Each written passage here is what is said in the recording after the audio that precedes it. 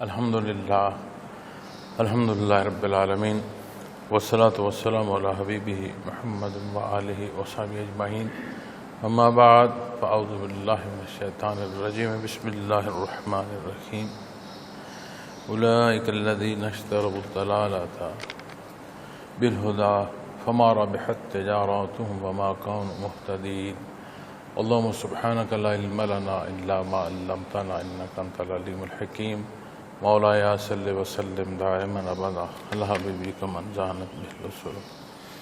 معزز سامعین کرام، السلام علیکم ورحمۃ اللہ وبرکاتہ۔ ارشاد باری تعالیٰ ہے، انہوں نے ہدایت کے بدلے گمراہی خریدی تو نہ تو ان کی تجارت نے انہیں نفع دیا اور نہ ہی ہدایت پا سکے۔ قرآن کریم کلام ذاتی ہے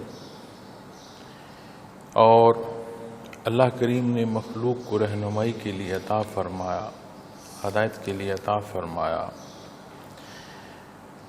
نبی کریم صلی اللہ علیہ وسلم کے معجزات میں بہت بڑا معجزہ ہے کہ ایسی راہ ہدایت مخلوق کو نصیب ہوئی کہ جب جس نے جیسے موقع اور جیسے سوال کا جواب چاہا اسے نصیب ہوا، اور اس پر عمل کرنا نہ صرف اخروی سہولت عطا کرنے کا سبب ہے بلکہ دار دنیا کی زندگی جو ہے اس میں بھی اعتدال کا سبب ہوتا ہے۔ قرآن کریم میں بے شمار مثالیں بیان فرمائی گئی ہیں اور انسانی ذہنی استعداد کے مطابق اللہ کریم نے یہ رہنمائی عطا فرمائی۔ اسی طرح جب یہاں ان متعلقہ آیات کریمہ جو پیشتر اس آیہ کریمہ سے گزر چکی ہیں منافقین کی خصلتیں بیان فرمائی گئی ہیں، تو یہاں وہ نتیجہ بیان فرمایا گیا ہے اور مثال تجارت کی دی گئی ہے۔ اور جب یہاں فرمایا گیا کہ ہدایت اور گمراہی اس کی تجارت ہے ان کے اس نفاق میں۔ گمراہی اور ہدایت یہ ضد ہیں، الفاظ یا کیفیات ایک دوسرے کی۔ جہاں گمراہی ہوگی وہاں ہدایت نہیں ہوگی، اور جہاں ہدایت ہوگی وہاں گمراہی کی گنجائش نہیں رہے گی۔ تجارت میں جب انسان بحیثیت تاجر اپنے امور سر انجام دے رہا ہوتا ہے تو وہ اصل سے زائد حاصل کرنے کی کوشش میں ہوتا ہے، اور تجارت میں جائز منافع لینا ایسا نہیں ہے کہ کوئی منع ہے، پسندیدہ عمل ہے۔ دنیا کی زندگی بسر کرنے کے جو ذرائع ہیں ان میں سے بڑی بنیادی جو ذریعہ ہے انسانی ضروریات کی تکمیل کا وہ تجارت ہے، اور تجارت جو ہے اعلیٰ تجارت جو ہے فائدہ مند یا سود مند تجارت وہ ہے جو اصل کے ساتھ جائز حد تک جو زائد حصہ ہے وہ بھی حاصل کیا جا سکے۔ اور اللہ کریم نے ان لوگوں کی مثال جو منافق ہیں یہ ارشاد فرمائی ہے کہ انہوں نے ہدایت کے بدلے گمراہی خریدی ہے۔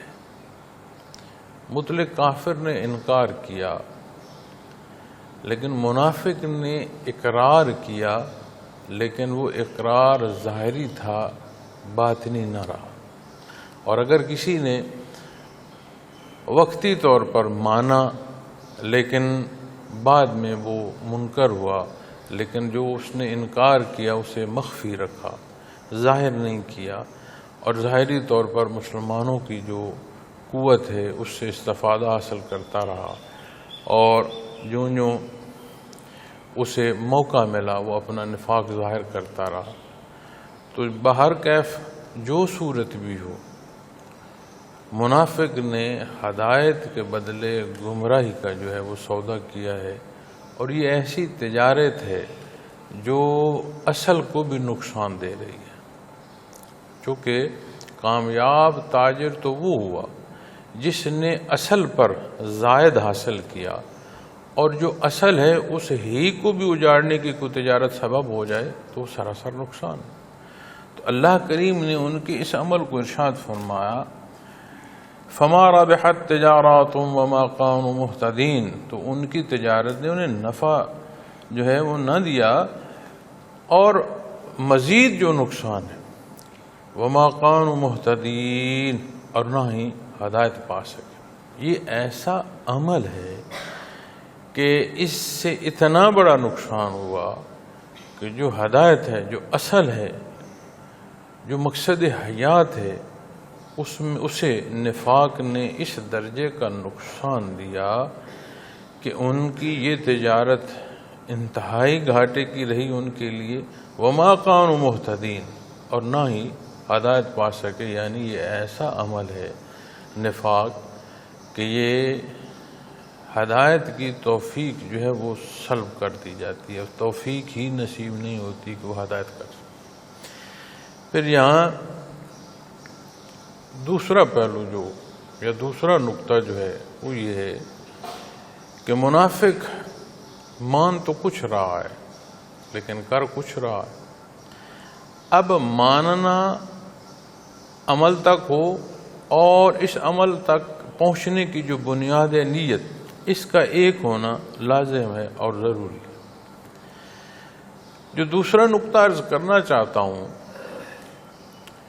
وہ یہ ہے کہ ماننا ویسا جیسا نبی کریم صلی اللہ علیہ وسلم نے ماننے کا حکم عطا فرمایا، جیسا قرآن کریم رہنمائی فرما رہا ہے ایسا ماننا.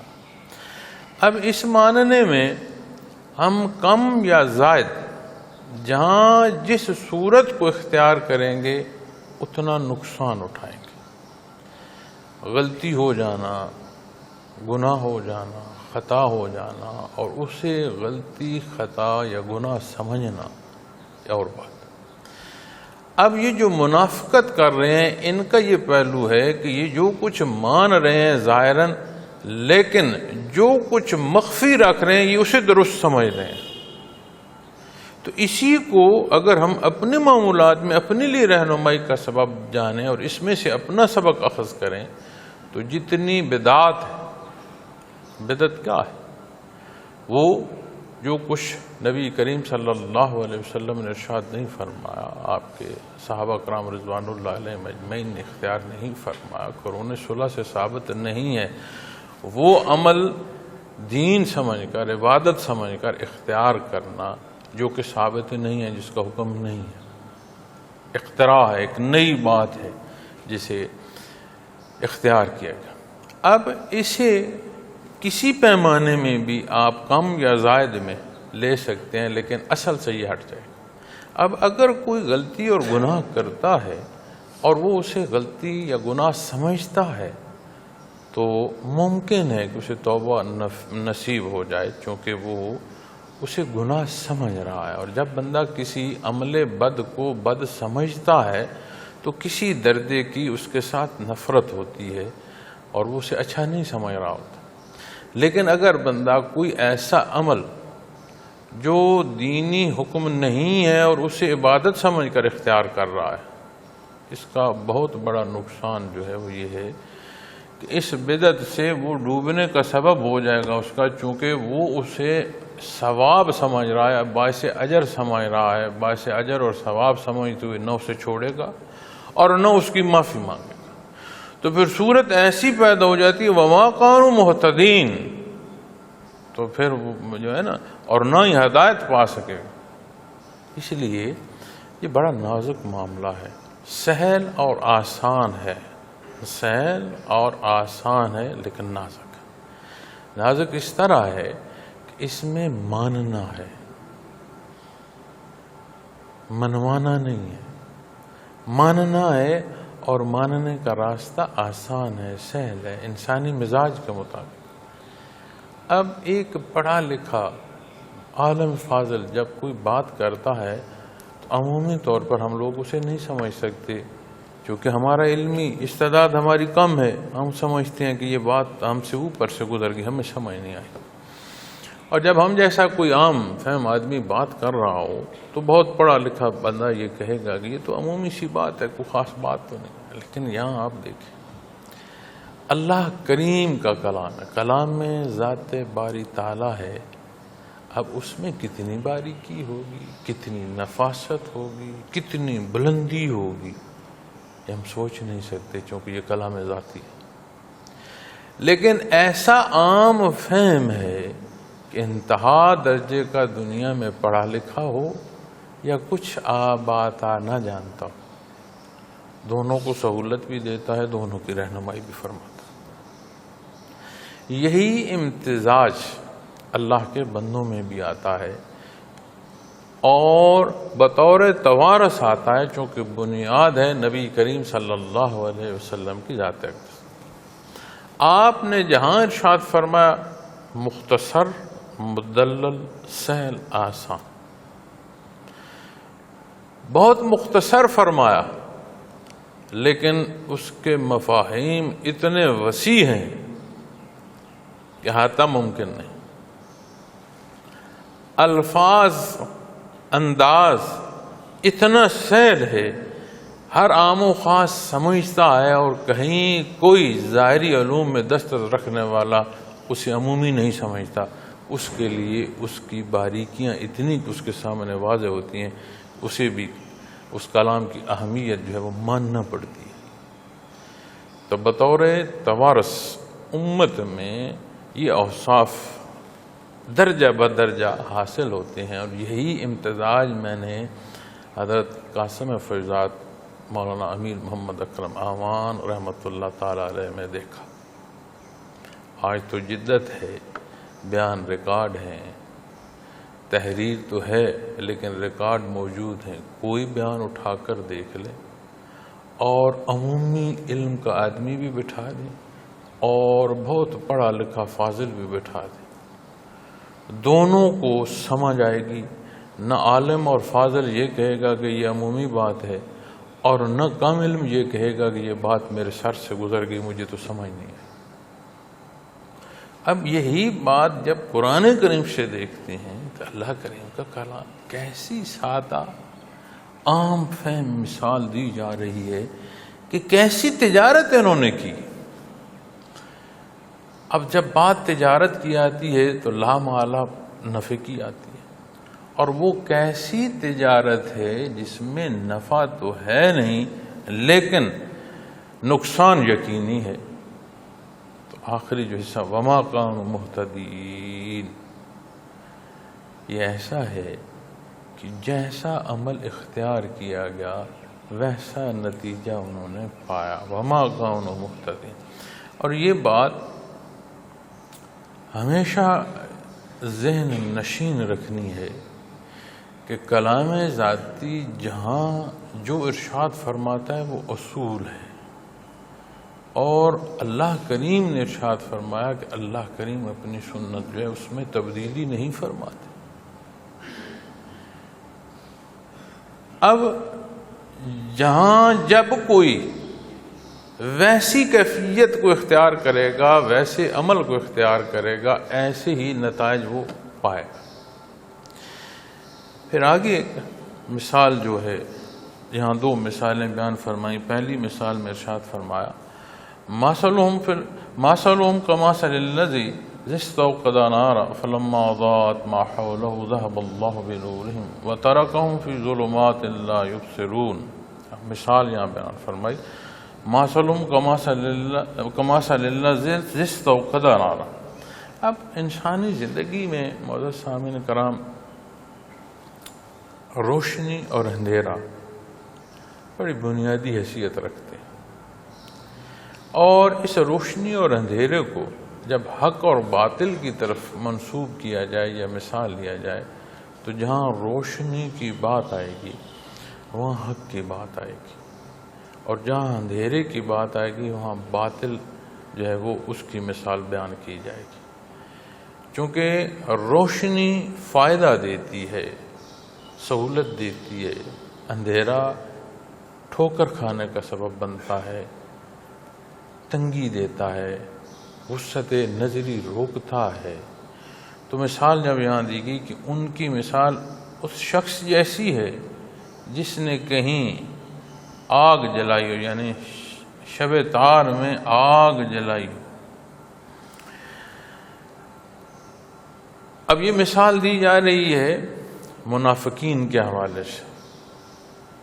پہلے فرمایا ان کی تجارت کہ کیسی تجارت ہے جو گھاٹے کا سودا انہوں نے کیا، پھر مثال دی جا رہی ہے کہ مثلہم کمثل الذی استوقد نارا، کہ ان کی مثال اس شخص جیسی ہے جس نے کہیں شب تار میں آگ جلائی ہو، فلما اضاءت ما حولہ ذہب اللہ بنورہم، اور جب آگ نے اس کے ارد گرد کی چیزوں کو روشن کر دیا تو فرمایا تو اللہ نے ان لوگوں کی روشنی سلب کر لی، وَتَرَكَهُمْ فِي ظُلُمَاتٍ لَا يُبْصِرُونَ، فرمایا ان کو اندھیروں میں چھوڑ دیا کہ وہ کچھ دیکھ نہیں پاتے۔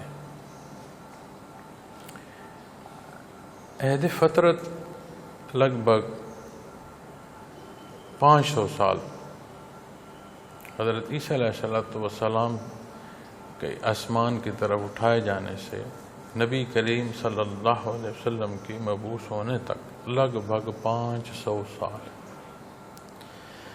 اب ہمیں سیرت پاک کی کتب میں بھی یہ مثالیں، یہ روایات، یہ باتیں ملتی ہیں کہ کتنے ہی لوگ تھے جو انتظار میں تھے اللہ کریم کے نبی آئیں۔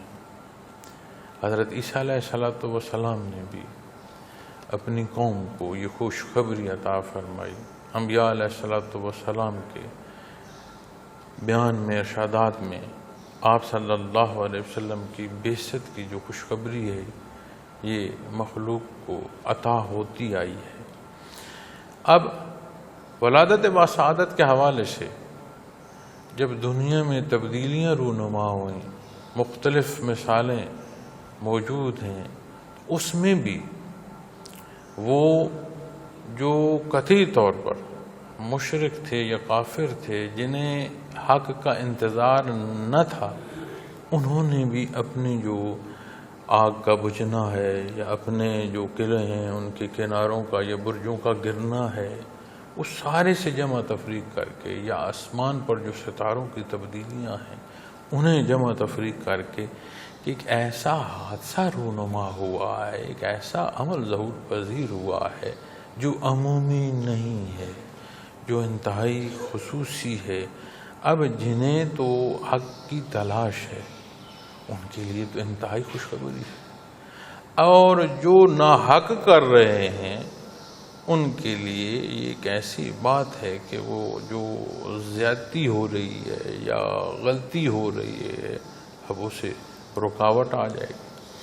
تو یہاں جب مثال دی جاتی ہے نا کہ اندھیرے میں، کہ گھٹا ٹوپ اندھیرا ہو اور اس میں آگ جلائی جائے، اب آگ سے روشنی، آگ سے اگر موسم سرد ہو تو بھی استفادہ ہے، اور کوئی چیز ضرورت کی پکانی ہو کھانے کے لیے تو بھی استفادہ ہوتا ہے۔ لیکن جب یہاں بات کی جاتی ہے نا جی کہ روشنی کا سلب کر دیا جانا، ان کے دیکھنے کی جو کیفیت سلب کر دینا، تو یہ بات اس پر دلالت کرتی ہے کہ یہ بات آگ کا جلانا روشنی کے معنوں میں آ رہا ہے کہ ماحول روشن ہوا، کیونکہ یہاں ارد گرد کی چیزوں کو روشن کر دیا کہ دیکھنے کے لیے جو ضروری ہے روشنی وہ وہاں مہیا ہوئی۔ تو ان کی مثال اس شخص جیسی ہے جس نے کہیں شب تار میں آگ جلائی ہو، اب ہے اندھیرا، آگ جلی، روشنی ہوگی۔ کیا ہوا؟ جب آگ نے اس کے ارد گرد کی چیزوں کو روشن کر دیا، یعنی دیکھ رہا ہے، گرد و پیش جو ماحول ہے اسے نظر آ رہا ہے، ذہب اللہ بنورہم، تو اللہ نے ان لوگوں کی روشنی سلب کر لی۔ اب اندھیرے میں رہنا اور بات ہے، اندھیرے میں روشنی جلائی جائے اور پھر روشنی ختم کر دی جائے تو جو اندھیرے میں رہتے ہوئے کو بہت معمولی سی شکل دیکھنے کو، روشنی دیکھنے کے بعد وہ بھی جاتی رہتی۔ اب جب یہ فرمایا گیا نا کہ ذہب اللہ بنورہم، تو اللہ نے ان لوگوں کی روشنی سلب کر لی۔ اب یہ نتیجہ ہے ان کے اعمال کا کہ جس راہ کا انتخاب انہوں نے کیا، چونکہ گھٹا ٹوپ اندھیرے میں بعثت محمد رسول اللہ صلی اللہ علیہ وسلم مخلوق کے لیے باعث رحمت، تو بنی نوع انسان کے لیے راہ ہدایت تک پہنچنے کا اور رہنمائی کا سبب۔ اب اتنی بڑی عطا اور اتنا بڑا روشن مینار نور، ہر شے جگمگ کر اٹھی۔ آپ صلی اللہ علیہ وسلم مکہ سے باہر تشریف لے جا رہے تھے، حضرت علی کرم وجہ الکریم آپ کے ساتھ ہیں، روایت ہے آپ سے کہ شجر و حجر آپ پر درود و سلام پڑھ رہے تھے۔ اب جس مخلوق میں مبعوث ہوئے، جس تک کلام ذاتی پہنچایا، گرد و پیش ہر شے درود و سلام پڑھ رہی، تو اس کے لیے کتنا بڑا اللہ کا کرم اور احسان ہے، جن میں مبعوث فرمایا، جن کی رہنمائی کا سبب فرمایا، تو ان کے لیے کتنی خوش بختی ہے۔ لیکن عمل ایسا اختیار کیا، اندھیرے گھٹا ٹوپ اندھیرے میں اتنی روشنی کہ انہوں نے عمل ایسا اختیار کیا، تو جو یہ اوپر فرمایا گیا نا وما کانوا مہتدین، اور نہ ہی ہدایت پا سکے، یہی بات یہاں آ جاتی ہے ذہب اللہ بنورہم۔ تو اللہ نے ان کی لوگوں کی روشنی سلب کر لی، وَتَرَكَهُمْ فِي ظُلُمَاتٍ لَا يُبْصِرُونَ، اور ان کو اندھیروں میں چھوڑ دیا کہ وہ کچھ دیکھ نہیں پاتے۔ اب دین اسلام میں ماننا جو ہے، اس میں جب بات آتی ہے نا تصدیق بالقلب، تو معزز سامعین کرام عمومی طور پر کسی بات کا جب ہم احاطہ کرتے ہیں نا تو ذہنی استعداد سے کرتے ہیں، لیکن حقیقت حال جو ہے اس کا عقدہ تب کھلتا ہے کہ قلب سے مانا جائے۔ کیفی طور پر جو ماننا ہے ظاہر کے ماننے کو حقیقت تک پہنچاتا ہے۔ اب یہ جتنے منافق ہیں، دل تو ان کے سیاہ ہے، چونکہ اس میں نفاق ہے، ان کا جتنا بھی معنی ہے وہ ذہنی استعداد میں ہے۔ اب وہ سارے ماحول کو آپ کے پاس آنا، صحابہ کرام رضوان اللہ علیہم اجمعین کے پاس بیٹھنا اٹھنا، واپس اپنے جیسوں کے پاس چلا جانا، اس سارے میں وہ یہ سمجھ رہے ہیں کہ ہم نے اپنی ذہنی استعداد سے موقع محل سے فائدہ حاصل کر رہے ہیں، لیکن ایسا ہے نہیں۔ ان کی مثال ایسی ہے جیسے اندھا ہو۔ اب وہ جو جیسا دعویٰ بھی کر لے، میں اس کو دیکھ رہا ہوں، میں وہاں تک دیکھ رہا ہوں، میری نظر وہاں جا رہی ہے، اس کے پاس تو نور کی شے کوئی نہیں، وہ کیا دیکھ رہا ہے؟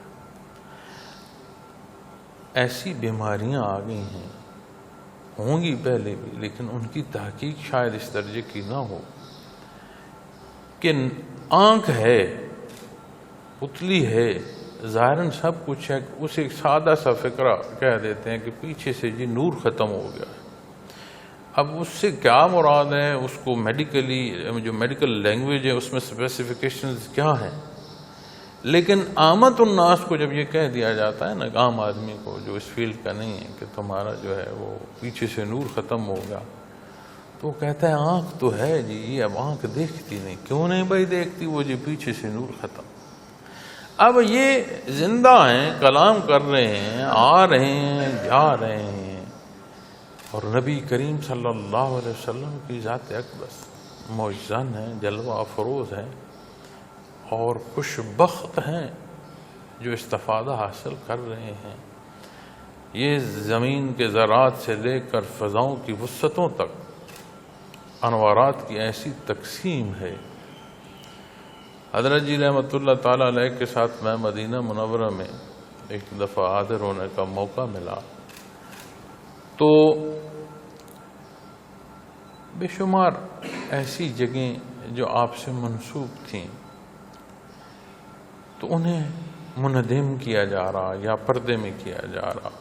تو میں نے عرض کی، میں نے کہا جی کہ اگر پتھر ہے تو بجائے خود تو پتھر ہے، لیکن جب وہ منسوب ہے نبی کریم صلی اللہ علیہ وسلم کی ذات اقدس سے تو ہمارے لیے کتنا باعث شرف ہے، اور آج تک مخلوق دیکھ رہی ہے اور آج ہم انہیں ہٹا رہے ہیں. تو مجھے انہوں نے فرمایا میرا بیٹا اتنی صدیاں اگر کوئی نہیں اسے ہٹا سکا، آج بھی کوئی نہیں ہٹا رہا، ہم اس قابل نہیں رہے کہ ہمیں وہ شرف دیدار نصیب. پھر دوسری بات جو انہوں نے فرمائی میرا بیٹا اگر ان برکات کو کوئی دیکھنا چاہتا ہے تو اس زمین و آسمان کی وسعتوں میں دیکھے. جہاں تک نبی کریم صلی اللہ علیہ وسلم کی نظر مبارک اٹھی ہے وہ فضا بھی اتنی پر نور ہے، کاش کو دیکھنے کی سکت تو رکھے. پھر ایسے مقام پر کوئی ایسا جسے نہیں نظر آ رہا تو وہ جو کہتے ہیں نا جس کا وہ آنکھ کا نور ہی ختم ہوگا، ذهب اللہ بنورہم، اس کی وہ استطاعت ہی ختم ہوگی کہ وہ دیکھ سکے. اب ہے کہ جب وہ ایسا اندھا ہو گیا ہے تو پھر کیا ہے، وَتَرَكَهُمْ فِي ظُلُمَاتٍ لَا يُبْصِرُونَ، وہ اندھیروں میں چھوڑ دیا گیا، وہ کچھ دیکھ نہیں پاتے. اب جسے اندھیروں میں چھوڑ دیا گیا وہ ٹھوکریں کھاتا ہے، بھٹکتا ہے، تکلیف اٹھاتا ہے. حق کا اختیار کرنا دنیا اور آخرت میں فائدے کا سبب ہوتا ہے، راحت کا سبب ہوتا ہے. اور حق کا چھوڑنا اور جس درجے کا چھوڑنا اس درجے کا مقابل ہونا ہوتا ہے، اور جو جس درجے کا مقابل ہوگا دنیا میں بھی تکلیف اٹھائے گا اور آخرت کی تکلیف تو انتہائی دردناک. بڑی سادہ مثالیں ہیں، لیکن قرآن کریم ایسا واضح بیان فرما رہا ہے کہ ہم اپنے مزاجوں کو، اپنی سوچوں کو، اپنے کردار کو، زبانوں بیان کو اس ماپ پر کیوں نہیں سمجھتے. اور اگر ہم نہیں اس ماپ سے اپنے آپ کو ماپ رہے تو پھر خطا کھا رہے ہیں، ٹھوکر کھا رہے ہیں. نبی کریم صلی اللہ علیہ وسلم نے فرمایا جس میں یہ 3 خصلتیں ہیں وہ پکا منافق ہے کہ جب بات کرے تو جھوٹ بولے، وعدہ جو ہے اس کا پاس نہ رکھے، خلاف امانت میں خیانت کرے. یہ 3 خصلتیں ایسی ہیں کہ نبی کریم صلی اللہ علیہ وسلم نے فرمایا جس میں یہ 3 خصلتیں وہ پکا منافق ہے. پھر فرمایا کہ ان میں سے کسی ایک خصلت کا کسی میں ہونا اس میں نفاق کا سبب ہے تاکہ وہ اس خصلت کو چھوڑ نہ دے. جب ہم بات کرتے ہیں معزز سامعین کرام، کیا کھری اور سچی کرتے ہیں؟ ہم جو عہد کرتے ہیں کیا اسے نبھاتے ہیں یا بدعہدی کرتے ہیں؟ کیا ہم امانت دار ہیں یا خائن ہیں، خیانت کرتے ہیں؟ آپ یقین مانیں کہ لا الہ الا اللہ محمد رسول اللہ یہ ایک ایسا اعلان ہے، یہ ایک ایسا عہد ہے، یہ ایک ایسا رشتہ ہے، یہ ایک ایسی امانت ہے. جتنا جھوٹ، جتنی بدعہدی، جتنی خیانت یہاں کوئی کرے گا اس کی زندگی کے معاملات درست نہیں ہو سکتے. بڑا عام فکرہ کہا جاتا ہے کہ جی انسانیت جو ہے یہ مذہب ہے، انسانیت دین اسلام نے سکھائی، اور جتنا کوئی دین اسلام سے دور ہوگا، جتنا کوئی دین اسلام سے باہر ہوگا اتنا وہ انسانیت سے دور ہوگا، اتنی اس کے اندر حیوانیت پیدا ہوگی.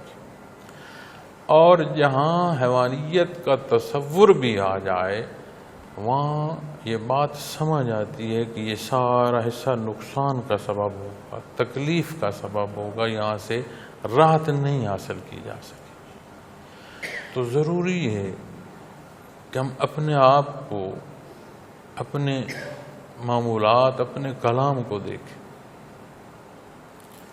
کہ جب ہم بات کرتے ہیں کیا وہ کھری ہے، سچی ہے؟ ہم کوئی عہد کرتے ہیں تو کیا اسے ہم وفا کرتے ہیں، نبھاتے ہیں؟ امانت ہے تو کیا اس میں خیانت کرتے ہیں یا امانت دار رہتے ہیں؟ اب ان تینوں موضوعات کو اگر شرح کی جائے تو بڑی دور تک بات چلی جاتی ہے۔ اکثر میں نے یہ بھی دیکھا ہے کہ ہم سچ بولنے میں بھی نا دوسرے کی تکلیف کا عنصر ڈھونڈ رہے ہوتے ہیں۔ اب میں نے کھری کھری سنائی ہے نا، لگ سمجھ گئی ہے اس کو، تو وہ جو بنیاد ہوتی ہے نا، جو نیا خانہ دل میں ہے، اس پر انحصار کرتے ہوئے بات کلام کی آئے، بات اعمال کی آئے، عملی صورت تک کوئی پہلو، اس سے مخلوق کو فائدہ ملتا ہے، راحت ملتی ہے، ان کے لیے بہتری ہوتی ہے۔ اور اچھائی کے نام پر ہم جب کسی کو تکلیف پہنچانے کا سوچ رہے ہوں گے تو پھر اسے بھی اس پیمانے پر رکھنا ہوگا کہ کیا واقعتاً ہم اچھائی چاہ رہے ہیں۔ تو من حیث القوم ہم اپنے معاشرے میں دیکھتے ہیں، کوئی کلام کرتا ہے، آپ یقین مانیں، اسلامی اصول کیا ہے کہ جب تک کوئی خرابی نہ کرے، غلطی نہ کرے، اسے غلط نہ جانے، یہ اسلامی اصول ہے۔